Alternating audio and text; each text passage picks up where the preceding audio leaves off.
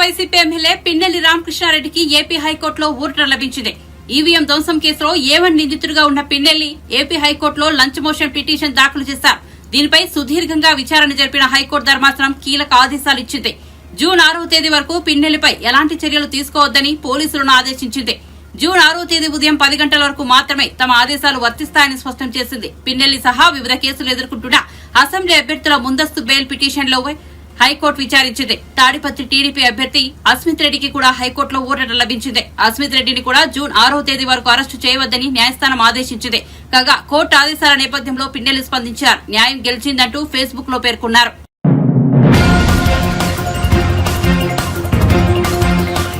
ముఖ్యమంత్రి రేవంత్ రెడ్డికి రైతుల కంటే ఎన్నికలే ముఖ్యంగా మారాయని కేంద్ర మంత్రి బీజేపీ తెలంగాణ రాష్ట అధ్యకుడు కిషన్ రెడ్డి విమర్శించారు. గురువారం ఆయన బీబీనగర్ మండలంలోని పలు గ్రామాల్లో ఐకేపీ కేంద్రాలను సందర్శించారు. ఈ సందర్భంగా మాట్లాడుతూ ఐకేపీ కేంద్రాల్లో కనీస సౌకర్యాలు లేవని విమర్శించారు. ధాన్యం కొనుగోలులో రాష్ట ప్రభుత్వం పూర్తిగా విఫలమైందని మండిపడ్డారు. గతంలో రైతులను బీఆర్ఎస్ మోసం చేస్తే ఇప్పుడు కాంగ్రెస్ ప్రభుత్వం మోసం చేస్తోందన్నారు. గతంలో కేసీఆర్ వరి వేస్తే ఉరి అని రైతులను ఇబ్బందులకు గురిచేశారని, ఇప్పుడు దొడ్డు వడ్లు సాగు చేస్తే బోనస్ ఇవ్వబోమని రేవంత్ రెడ్డి ప్రభుత్వం ఇబ్బంది పెడుతోందని మండిపడ్డారు. ఇందిరమ్మ రాజ్యం అంటే ఇదేనా అని నిలదీశారు. రైతులకు రుణమాఫీ లేక ఇబ్బందులు పడుతున్నారని ఆవేదన వ్యక్తం చేశారు. కాంగ్రెస్ ప్రభుత్వం తీరుతో రైతులకు బ్యాంకర్లు రుణాలు ఇవ్వడం లేదని విమర్శించారు. కేంద్రంలోని మోదీ ప్రభుత్వం ప్రతి గింజను కొనేందుకు సిద్దంగా ఉందని, రైతులకు రాష్ట ప్రభుత్వం న్యాయం చేయాలని డిమాండ్ చేశారు. ఓట్లు పెట్టినంత మాత్రాన రైతులకు న్యాయం జరగదని ఎద్దేవా చేశారు. ఎమ్మెల్సీలు వరుసగా మళ్ళీ కాంగ్రెస్ లో చేరుతున్న విషయం మనం చూస్తా ఉన్నాం. కాబట్టి బీఆర్ఎస్ నుంచి గెలిచినా కాంగ్రెస్ నుంచి గెలిచినా రెండు ఒకటే. గతంలో రాజశేఖర రెడ్డి గారు ఉన్నప్పుడు ఏ రకంగానైతే బీఆర్ఎస్ సంబంధించినటువంటి ఎమ్మెల్యేలందరూ కూడా కాంగ్రెస్లో చేరిన విషయం, మీ జిల్లాలో గెలిచినటువంటి చాలామంది వైఎస్ఆర్సీపీ ఎమ్మెల్యేలు కూడా ఖమ్మం నుంచి కూడా ఏ రకంగా చేరారో మనం చూశాము. మళ్ళీ బీఆర్ఎస్ అధికారంలో రాగానే కాంగ్రెస్ ఎమ్మెల్యేలు అందరూ కూడా మళ్ళీ 19 మంది ఎమ్మెల్యేలు గెలిపిస్తే 12 మంది బీఆర్ఎస్లో చేరడం జరిగింది. ఇప్పుడు చూస్తూ ఉన్నాం, ఈరోజు కూడా మళ్ళీ బీఆర్ఎస్ నుంచి గెలిచినటువంటి ఎమ్మెల్యేలు వరుసగా ఒకరి తర్వాత ఒకరు కాంగ్రెస్లో చేరుతున్నారు. మొన్న సికింద్రాబాద్ కాన్స్టిట్యున్సీలో నేను పోటీ చేసిన దగ్గర ఒక బీఆర్ఎస్ ఎమ్మెల్యే, ఇంకా శాసనసభ రికార్డులలో బీఆర్ఎస్ ఎమ్మెల్యే అని రికార్డులో ఉన్నది, ఆయన కాంగ్రెస్ గుర్తు మీద పోటీ చేస్తాడు. కనీసం ఎమ్మెల్యేకు రాజీనామా చేయకుండా పోటీ చేస్తాడు. దేశంలో ఇటువంటి పరిస్థితి ఎక్కడ కూడా లేదు.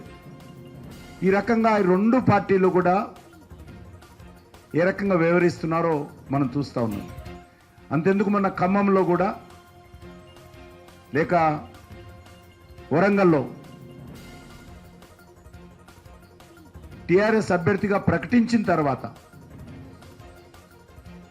ఆమె మళ్ళీ ఎమ్మెల్యే కూతురు ఏ రకంగా కాంగ్రెస్ అభ్యర్థిగా పోటీ చేసిందో మనం చూస్తూ ఉన్నాం. బీఫామ్ తీసుకున్న తర్వాత మళ్ళీ పోయి కాంగ్రెస్ అభ్యర్థిగా పోటీ చేసిన విషయం మనం చూస్తూ ఉన్నాం. ఈ రెండు పార్టీలు కూడా ఏమాత్రం నైతిక విలువలు లేకుండా రాజ్యాంగాన్ని, ప్రజాస్వామ్యాన్ని తూట్లు పొడుస్తూ ఈరోజు తెలంగాణలో రాజకీయాలను భ్రష్టు పట్టిస్తున్నటువంటి పరిస్థితి మనం చూస్తూ ఉన్నాం. ఇప్పుడు జరుగుతున్నటువంటి ఎన్నికల్లో కూడా శాసన మండలి అంటే అది ప్రజా సమస్యలకు ఒక ప్రశ్నించేటువంటి వేదికగా గత అనేక రోజులుగా మనం చూసాం. అటువంటి శాసన మండలిని పూర్తిగా నిర్వీర్యం చేస్తున్నటువంటి పరిస్థితి ఉన్నది. మా పార్టీ తరఫున గెలిచినటువంటి గ్రాడ్యుయేట్స్ కాన్స్టిట్యున్సీ ఎమ్మెల్సీ రామచంద్రరావు గారు ఒక్కరే ఆ రోజు ప్రతిపక్షంగా ఉండేవారు. మళ్ళీ ఈరోజు మంచి అవకాశం వచ్చింది. ఈరోజు కాంగ్రెస్ పార్టీ అభ్యర్థి గెలిచిన ఆయన పాలక పక్షమే. ప్రజా సమస్యల మీద ప్రశ్నించేటువంటి అవకాశం ఉండదు. కాంగ్రెస్ పార్టీకి అనుకూలంగా చేయెత్తమంటే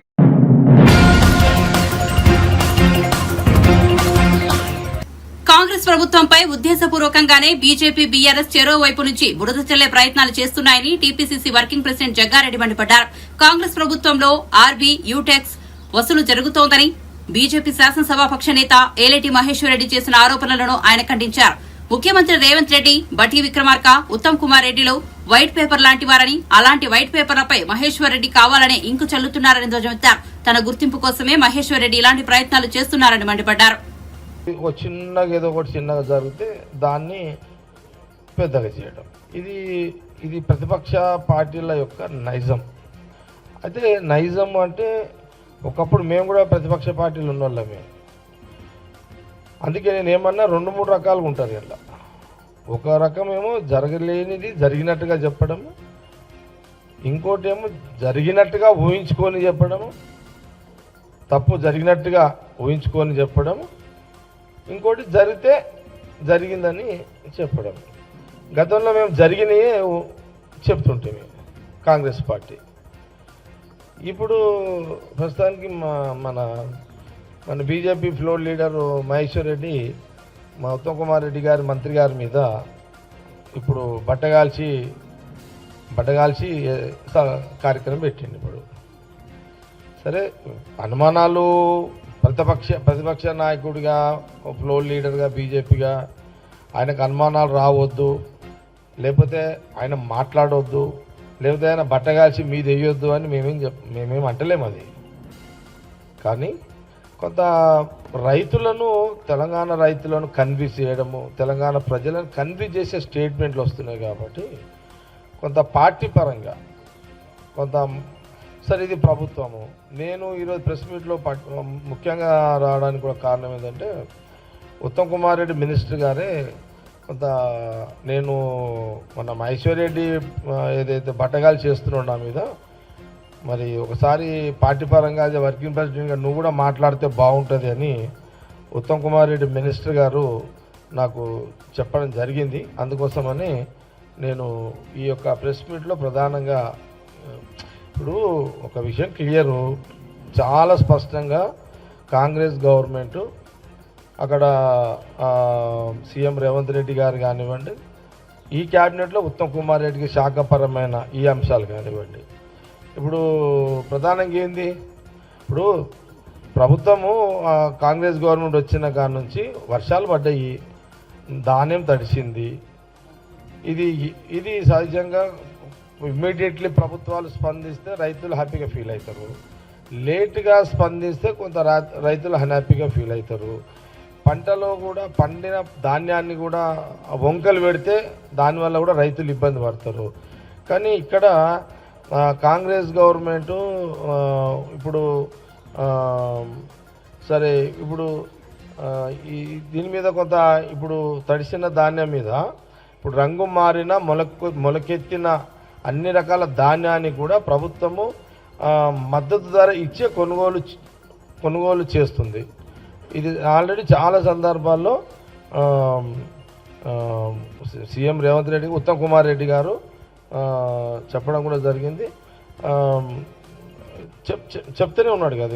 ఆల్రెడీ నేను చెక్ చేసిన, నా నియోజకవర్గానికి ఫోన్ చేసిన ఇంత మొదలే, ఏంది ఏమన్నా మరి ఇక్కడ బీజేపీ మహేశ్వర్ రెడ్డి కొంత ఏదో కొంపలు మునిగిపోయిందని చెప్పి రోజు ఆవేదన వ్యక్తం చేస్తుండే. అది ఏది నిజం ఏది అబద్ధమో చెక్ చేస్తే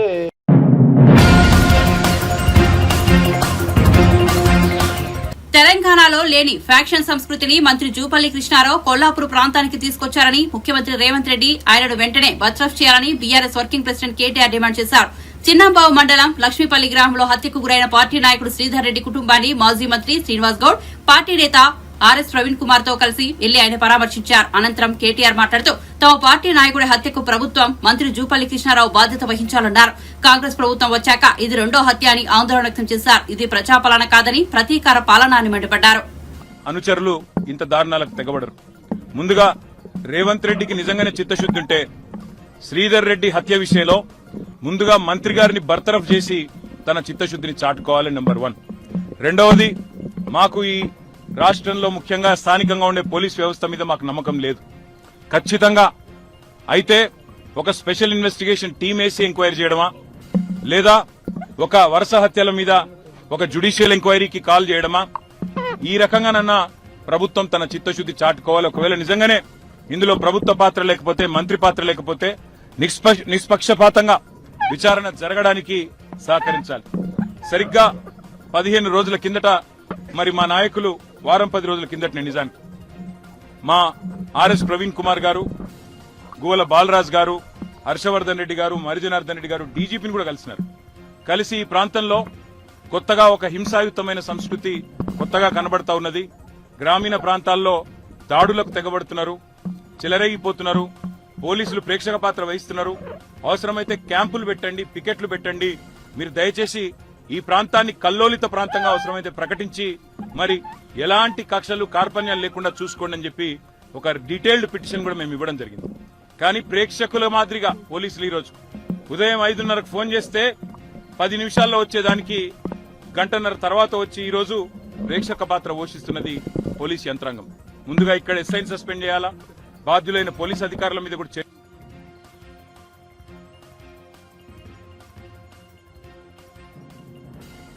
క్లియర్ చేయాలా. దాంతో పాటు మంత్రి జూపల్లి కృష్ణారావు గారిని వెంటనే బర్తరఫ్ చేయాలని చెప్పి కూడా నేను రేవంత్ రెడ్డిని డిమాండ్ చేస్తూ ఇంకొక మాట కూడా నేను విజ్ఞప్తి చేస్తా ఉన్నా. పేరు ప్రజాపాలన, కానీ ఈ రకంగా ప్రతీకారంతో మాత్రమే బతుకుతాం.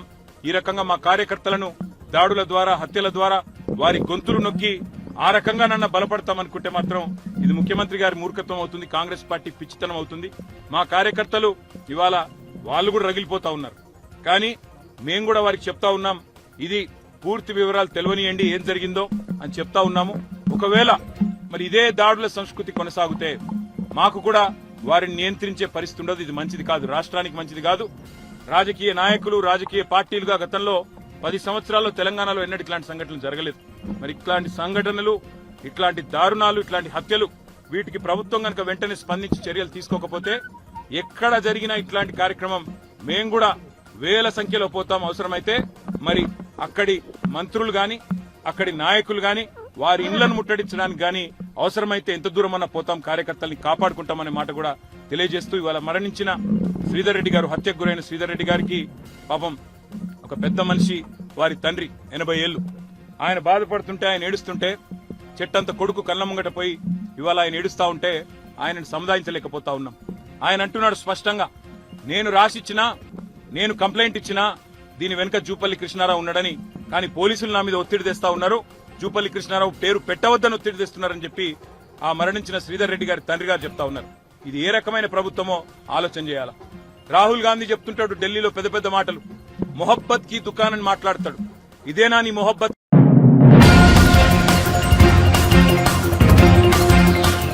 రాయలసీమలో ఇప్పుడు ఫ్యాక్సినిజం బంద్ అయిందని, కానీ కొల్లాపూర్ లో ప్రారంభమైందని మాజీ మంత్రి శ్రీనివాస్ గౌడ్ అన్నారు. కొల్లాపూర్ నియోజకవర్గంలోని చిన్నంబహు మండలం లక్ష్మీపల్లి గ్రామంలో హత్యకు గురైన పార్టీ నాయకుడు శ్రీధర్ రెడ్డి కుటుంబాన్ని మాజీ మంత్రులు కేటీఆర్, శ్రీనివాస్ గౌడ్, పార్టీ నేత ఆర్ఎస్ ప్రవీణ్ కుమార్ గురువారం పరామర్శించారు. అనంతరం శ్రీనివాస్ గౌడ్ మాట్లాడుతూ కాంగ్రెస్ అధికారంలోకి వచ్చినప్పటి నుంచి ఉమ్మడి పాలమూరు జిల్లాలో దారుణాలకు పాల్పడుతోందన్నారు. చివరకు ప్రాణాలు తీసే వరకు వెళ్లిందన్నారు. ఎన్నికలు పూర్తయినప్పటి నుంచి ఇప్పటి వరకు 3 చనిపోయారని ఆవేదన వ్యక్తం చేశారు. ఈ నది అవతల మనం వినేది, అక్కడ కూడా రాయలసీమలో కూడా ప్రశాంతంగా అయిపోయింది, అక్కడ కూడా నరుక్కోవట్లేదు. ఎలక్షన్ల వరకు కొట్లాడుకుంటున్నారు, ఎలక్షన్ తర్వాత మనకు కలిసిమెలిసి ఉంటున్నారు. కానీ ఫ్యాక్చరిజం ఇప్పుడు అక్కడ బంద్ అయింది, కానీ ఇక్కడ కొల్లాపూర్లో స్టార్ట్ అయింది. ఎలక్షన్లు అయినప్పటి నుంచి దాదాపు 3 చనిపోయారు. ఎట్లా చనిపోయినరు? మా ప్రభుత్వాలు, మేము కూడా 10 ఏళ్ళు ప్రభుత్వం నడిపినాం కదా, ఇలాంటి సంఘటనలు ఎవరైనా జరిగినాయా? ఇలాంటి సంఘటనలకు ఏమన్నా సపోర్ట్ చేసినరా? సపోర్ట్ చేసి హత్యా రాజకీయాలు ఎవరైతే వాళ్ళని పోషించినరా? అలాంటివి జరిగింటే మరి ఇవాళ ఏ పరిస్థితి ఉండేది? ఎప్పుడు మా నాయకునికి నీళ్లు వృధా అవుతున్నాయి పక్కల, మీ పక్కల నుంచి తాగడానికి నీళ్ళు లేకుండా కొల్లాపూర్ నీళ్ళు ఎట్లా ఇవ్వాలి? పేదరికంతో ఇక్కడ నక్సలైట్లు అనేక సంఘటనలు జరిగినాయి. ఎస్పీని కూడా ఇక్కడ పేల్చిర్రు, బస్సు పేల్చిర్రు. పేదరికంతో ఈ ప్రాంతం అంతా కూడా చనిపోతా ఉన్నారు. ఈ ప్రాంతాన్ని సస్యశ్యామలం చేయాలని చెప్పి ఇక్కడ బ్రహ్మాండమైనటువంటి టూరిజం డెవలప్ చేయడము, నీళ్లు వాడుకోవడము, అగ్రికల్చరు, అట్లా ఆ వైపున ఆలోచన చేసిన తప్ప ఈ రకమైనటువంటి ఓడిపోగానే గెలవగానే మేము గెలిచామని ఎప్పుడు కూడా విర్రవీగలేదు. స్వల్ప మెజారిటీతో వచ్చిండ్రు, జస్ట్ 1.8%. దానికి మరి ఈరోజు ప్రజలు ఏమనుకుంటారో గ్రామీణ ప్రాంతాల్లో మీకు తెలుసు ఏం జరుగుతుందో. ఏ ఇష్టము గవర్నమెంట్ వచ్చిందని సంతోషపడుతుందా ఏం జరుగుతుందండి. దృష్టి పరిపాలన మీద వదిలిపెట్టి అలాంటి ఒక అమాయకులను హత్య చేయించడం, ఇది పరంపరంగా గ్రామాలు బాగుపడవు. ఇది గ్రామాల నుంచి మండలాలకు వాకుతుంది. అనేక రకాలుగా ఇది ముందే తెలంగాణ పోరాటాలకు పుట్టినది. ఇది మరి ఏ రకమైనటువంటి ఎట్లా చెలరేగుతో తెలియదు. ఇది కనుక ప్రభుత్వం ముఖ్యమంత్రి గారి జిల్లా ఇది. ముఖ్యమంత్రి గారి జిల్లాలో వరుసగా 3-4 చనిపోతున్నారంటే, అది హత్య చేసి చనిపోతున్నారంటే దాని మీద రివ్యూ చేయాల. ఎందుకంటే చిన్న బావిలో చిన్న పిల్లాడు అడి ఇరుక్కపోతే దాని మీద సమీక్షలు జరిగేటివి. ఇలా ప్రాణాలు పోతుంటే ఎక్కడ చూసినా వేధింపులే. దయచేసి పోలీస్ ఆఫీసర్స్ కూడా మళ్ళీ మా ప్రభుత్వం కూడా వస్తాయి కదా, నిష్పక్షపాతంగా వ్యవహరించాలి. కానీ మీరు ఈ రకంగా హత్య జరుగుతుంది అని చెప్పిన తర్వాత, హత్య జరిగిందని చెప్పిన తర్వాత కూడా 2-3 గంటల తర్వాత వస్తుందంటే, 10 నిమిషాలు వచ్చే రస్తా గంటల తరబడి అవుతుందంటే ప్రజలకు ఏం అనుమానం వస్తుంది. కనుక వెంటనే దోషులను శిక్షించాలి. సిట్ అనే సంస్థ చేస్తారా, లేకపోతే సిబిసిఐడి చేస్తారా, మరి జ్యుడిషియల్ ఎంక్వైరీ చేస్తారా, ఈ వరుస హత్యలపైన ఏం చేస్తారా, నిష్పక్షపాతంగా వ్యవహరించాలి. మాది కూడా పెద్ద సైన్యమే. తెలంగాణ గురించే కొట్లాడి చచ్చిపోయినటువంటి సైన్యం. మేము ఉట్టిగేం లేరు మా వాళ్ళు కూడా. మరి మా వాళ్ళు కూడా ప్రతిదారులకు పూడితే ఈ ప్రాంతం ఏమైపోతుంది, ఈ ప్రాంతంలో ఏ సమస్య వస్తుంది ఆలోచన చేసుకోవాలి. ఎవరైనా సరే దీని వెనుకన్న వాళ్ళందరినీ కూడా శిక్షించి కఠినమైన చర్యలు తీసుకోవాలి. లేకపోతే ఇది ఇంతటితో ఆగదు. ఇది చిన్నంబాయి లక్ష్మీపురం నుంచి మన లక్ష్మీపల్లి వరకు ఆగదు. ఇది రాష్ట్ర సమస్యగా మేము భావిస్తాం. మా నాయకుడితో కూడా మేము ఆలోచన చేసి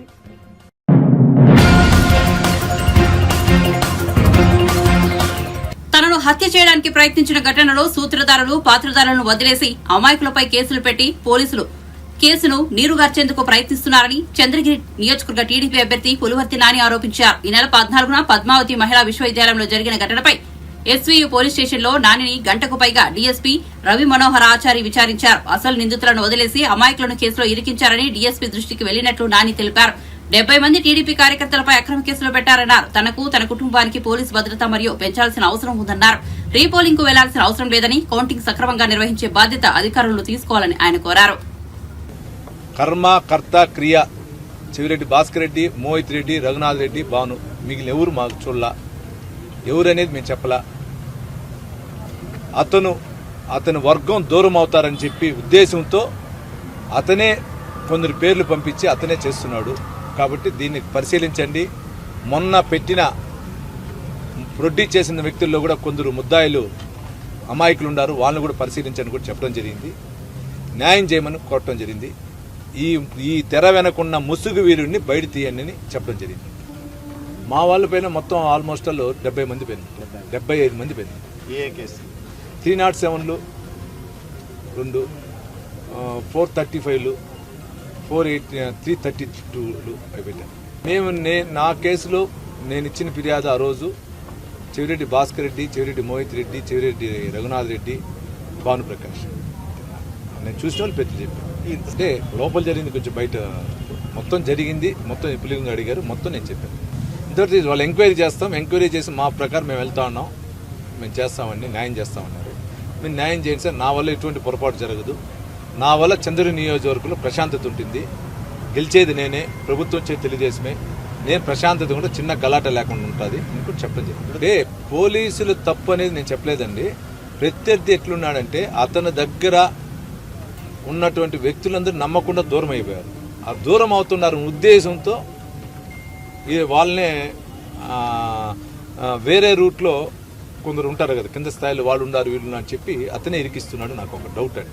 దూరం అవుతున్న వాళ్ళపైన పెట్టి కేసులు ఇచ్చి ఆ వర్గాన్ని దూరం కాకుండా కూడా ఉండాలని ఉద్దేశంతో చేస్తున్నాడు. గ్రిప్ అంటే పెట్టుకుంటారు కదా, గ్రిప్లో ఉంటే కేసు ఉంటే ఎవరు బయట పోడు కదా, అది చేయాలని ఉద్దేశం. కొందరు ఉంటారు కదా, అప్పుడు వాళ్ళ రిపోర్టు ప్రకారం వీళ్ళు చేసినారంటే ఏదో ఒక రూట్లో ఒక అధికారికో ఏదో ఒక రూట్లో పలానా వ్యక్తి ఉన్నాడు అంటే ఆటోమేటిక్ పోలీస్ అధికారులు దృష్టి సారిస్తారు కదా, అప్పుడు కేసులు పెడతారు కదా. ఎట్లా జరిగిందంటే నాకు కాల్పుల సౌండ్ విన్నా, ఆ లోపల మమ్మల్ని లాగెత్తి లోపల వేసుకున్నారు మా వాళ్ళు, అది తెలిసింది. కాల్పినప్పుడు నా పైన అటాక్ చేయకపోతే కాల్చాడని తెలిసింది చెప్పాను. పేపర్లో నిన్న కూడా చూసిన ఆ వ్యక్తికి సంబంధించిన డమ్మీ వ్యక్తే తిరుమల నుంచి తీసుకుని వచ్చి అరెస్ట్ చేశారని చెప్పడం మొన్న 3 రోజుల ముందు పేపర్లో 2 సార్లు చూశాను. గన్మ్యాన్కి ఏమన్నా భద్రత కల్పించాలని కోరారని చెప్పానండి. గన్మ్యాన్కి భద్రత కల్పించాలి అతనికి అని చెప్పడం జరిగింది. అంటే యాక్చువల్గా ఇప్పటి వరకు అయితే సంతృప్తి ఇంకా పెంచాలి. ఎందుకంటే పోలింగ్ అయిన కౌంటింగ్ ఉంటుంది. కౌంటింగ్ తర్వాత 5 ఏళ్ళు ఉంటుంది. నాకు కానీ నా కుటుంబానికి కానీ నేను కూడా హైకోర్టులో వేసాను. పెంచాలి. ఎలక్షన్కి ముందే వేసా. ఎలక్షన్కి కరెక్ట్గా నామినేషన్ 25 అంటే నాకు 23వ తేదీ 24వ తేదీ ఆర్డర్స్ కూడా ఇచ్చాను. రీపోలింగ్ వచ్చినా ఇప్పుడు జరిగినటువంటి పర్సంటేజ్ కంటే ఇంకా 1% పెరుగుతుందండి. మేము ఎక్కడ దొంగ ఓట్లు వేసుకుని న్యాయంగా జరిగింది ఈసారి ఎలక్షన్. అధికారులు న్యాయబద్ధత వహించారు. 13వ తారీఖు మధ్యాహ్నం 2 గంటల నుంచి వాళ్ళు రెచ్చగొడుతూనే ఉన్నారు. అక్కడ జరిగింది ఇక్కడ జరిగిందని. ఎక్కడా జరగలేదండి. ఆ వైసీపీ బూత్లో జరిగినప్పుడు అట్లా రీపోలింగ్ చేయాలి. నేను కూడా వైసీపీ బూత్లు అడుగుంటాను కదా. ఎక్కడ జరగలేదు. ఈవెన్ తుమ్మలగుంట కూడా నేను న్యాయం జరిగింది కాబట్టి నేను ఎక్కడ అడగలేదు.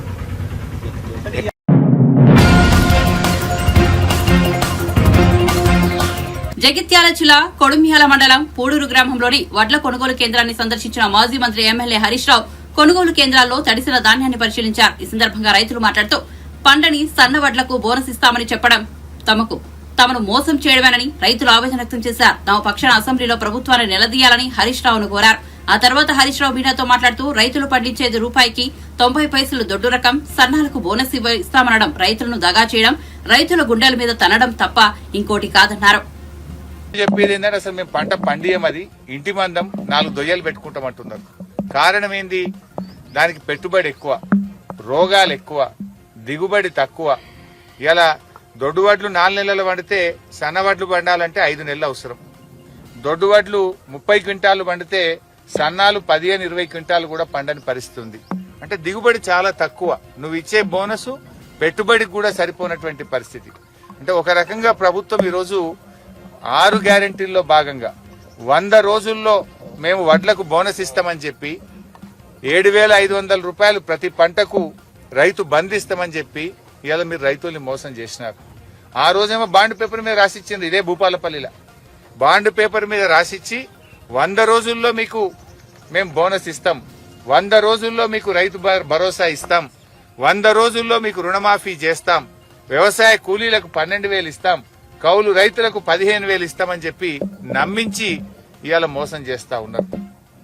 ఇవాళ ఇదే మాట సన్నాలే ఉంటామని మొన్న పార్లమెంట్ ఎలక్షన్ల ముందు చెప్తే అయిపో కదా మీ పని.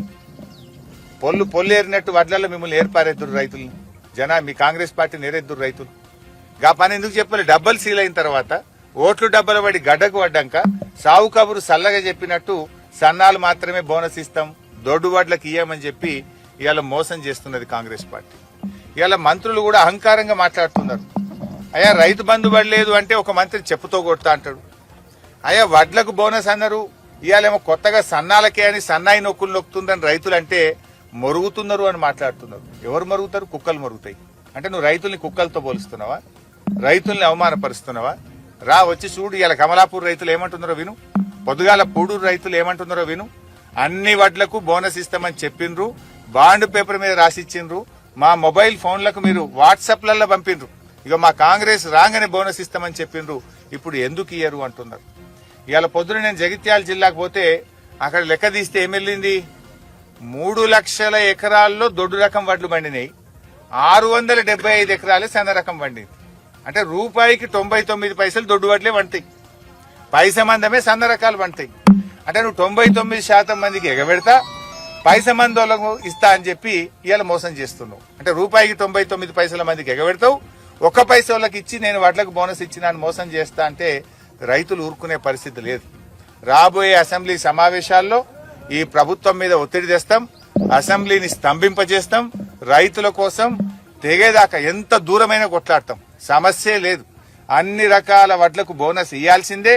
ఈ వానకాలం ఇచ్చే రైతు బంధు ఇదే జూన్ నెలల పంటకు పెట్టుబడి సాయం మీరేమన్నారు? పంట వ్యవసాయ పనులు ప్రారంభం కాకముందే ఇస్తామన్నారు. ఇప్పుడు వర్షాలు పడ్డాయి, దుక్కి దున్నుడు స్టార్ట్ అవుతుంది రేపో మాపో. తక్షణమే ఈ జూన్ నెలలోనే ఇచ్చిన మాట ప్రకారంగా 7,500 రూపాయలు ప్రతి ఎకరానికి ఎలాంటి కోతలు లేకుండా, షరతులు లేకుండా ఎప్పుడు కేసీఆర్ ఇచ్చిన పద్ధతుల్లోనే మీరు కూడా ఎకరానికి 7,500 రూపాయలు ఈ జూన్లోనే రైతు భరోసా డబ్బులు రైతుల ఖాతాల్లో వేయాలని చెప్పి కూడా మేము డిమాండ్ చేస్తా ఉన్నాం. చివరికి గవి కూడా దొరుకుతలేవు పచ్చి రొట్టె విత్తనాలు. ఇంతకుముందు కేసీఆర్ ప్రభుత్వం ఉండంగా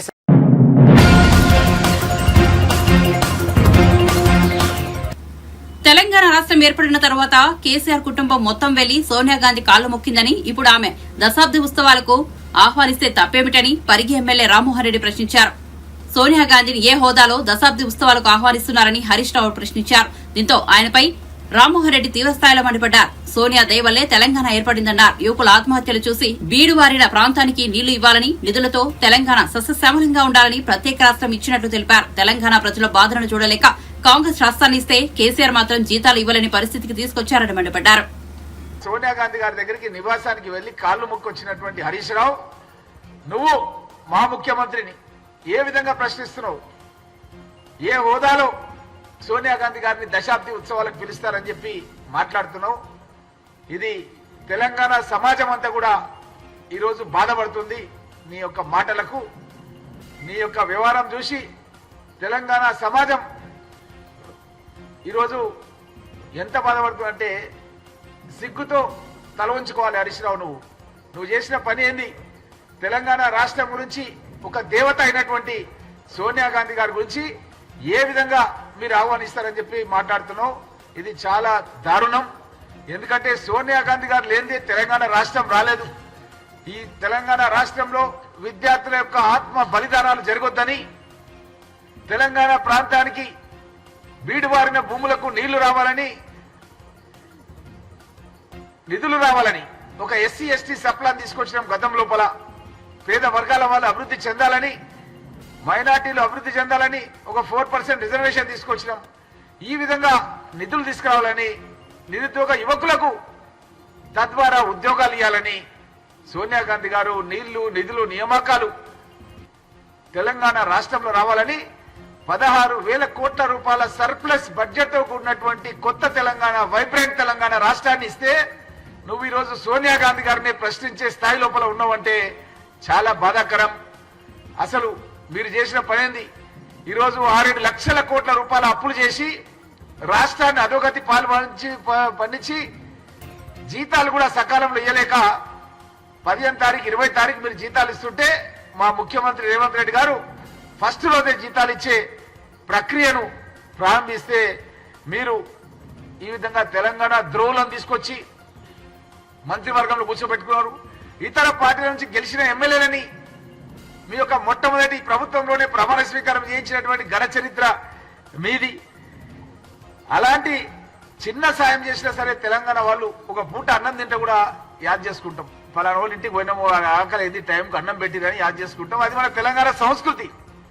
ఒక సంపన్న తెలంగాణ రాష్ట్రాన్ని ఇస్తే నువ్వు ఈ విధంగా అగౌరవపరిచే విధంగా మాట్లాడడం అనేది చాలా బాధాకరమైన విషయాన్ని తెలియజేస్తూ, సోనియా గాంధీ గారిని తెలంగాణ దేవతగా తెలంగాణ ప్రజానికం ఎక్కడికి వెళ్ళినా సరే గౌరవిస్తున్నటువంటి సందర్భం. తను ఈ సమయం లోపల మన రాష్ట్రానికి రావడమే ఒక పెద్ద ఈరోజు నష్టాల్లో ఉండి తను కలలు కన్న తెలంగాణ రాష్ట్రం ఏర్పాటైన సందర్భం లోపల తెలంగాణ బాధలంతా సోనియా గాంధీ గారిని చూడాలని కలలు కంటున్న సందర్భం లోపల నువ్వు ఈ విధంగా మాట్లాడడం అనేది చాలా అభ్యంతరకరమైన విషయాన్ని తెలియజేస్తూ, భవిష్యత్తు లోపల సోనియా గాంధీ గారిని విమర్శిస్తే సహించమన్న విషయాన్ని కూడా, ఆ పర్యటన పైన కూడా మాట్లాడితే మర్యాద కూడా ఉండదని హరీష్ రావును మేము హెచ్చరిస్తున్నామన్న విషయాన్ని కూడా మీకు అందరు కూడా తెలియజేస్తూ, మీరు ఒక్క విషయం మాత్రం మర్చిపోవద్దు. తెలంగాణ ఇస్తేనే టీఆర్ఎస్ పార్టీని